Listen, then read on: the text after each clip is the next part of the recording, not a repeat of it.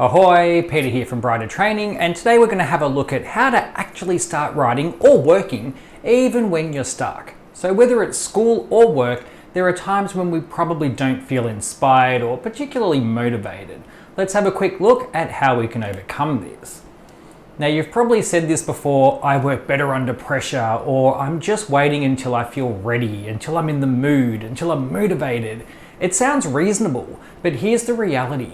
You're not writing better under pressure. You're just writing because you ran out of time. You stopped giving yourself the option to procrastinate, and that's not creativity, that's urgency. Although it does show that when push comes to shove, you can get the work done.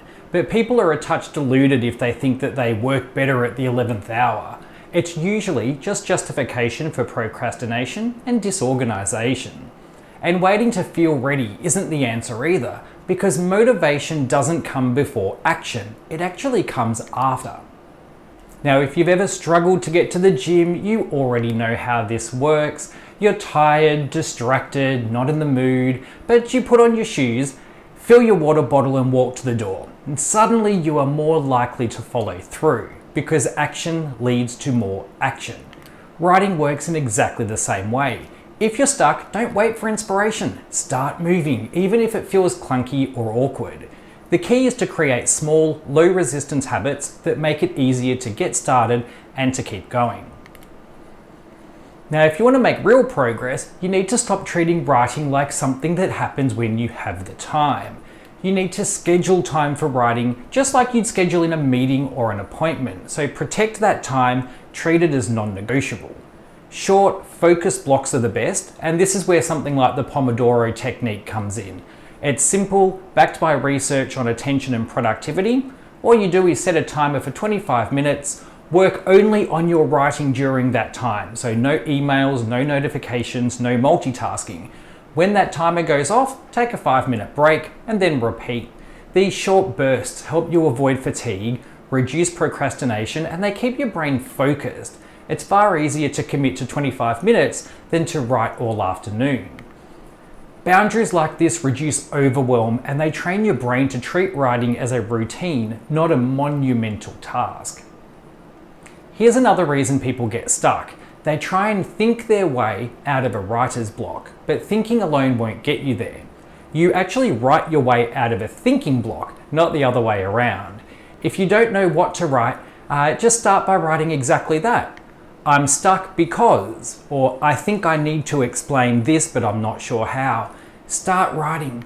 Writing anything moves you forward. Sitting there thinking just doesn't. So writing isn't just part of the final product.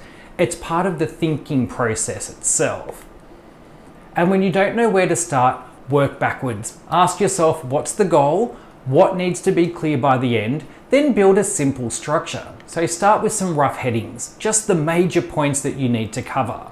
And here's a technique that works really well. Turn your headings into questions. So instead of background, write what led to this situation. Instead of analysis, write what do the facts show and why does it matter. Answering questions feels easier and more natural than writing paragraphs just out of thin air. You're just solving small problems one at a time. So when you're ready to start writing properly, just keep it simple. If you're explaining this to a 15-year-old, what would you say? And if you're still stuck, go younger. Explain it to a 5-year-old. Or write it for your dog. Simple, clear writing gets ideas moving. Complexity can come later. Short sentences, plain words, say it out loud if you need to. If you can't explain it simply, you probably don't understand it clearly enough yet. So writing helps you get that clarity. And remember, less is more. Give your reader just enough to understand what they need. You can always add in more detail later. Now, here's a cognitive science tip that you might not know. Stop before you get tired. If you keep pushing until you're exhausted, your brain starts associating writing with stress, frustration, and burnout. So next time you sit down to write, your brain will want to avoid it. Instead, finish while you still have energy and some momentum. Leave a half-written sentence or a clear note for where you'll pick up next. This makes it far easier to restart tomorrow. This works because of something called the Zeigarnik effect. Your brain naturally wants to finish unfinished tasks, so if you leave a clear next step, your brain stays engaged and ready to go next time. Finally, don't let reading or research become an excuse for not writing.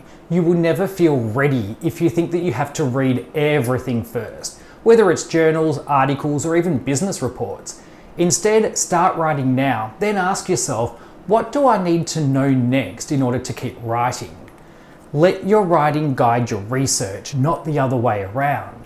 Reading with purpose keeps you focused. Reading without purpose often leads to overwhelm and delay. In summary, stop waiting to feel ready, stop mistaking busy work for progress.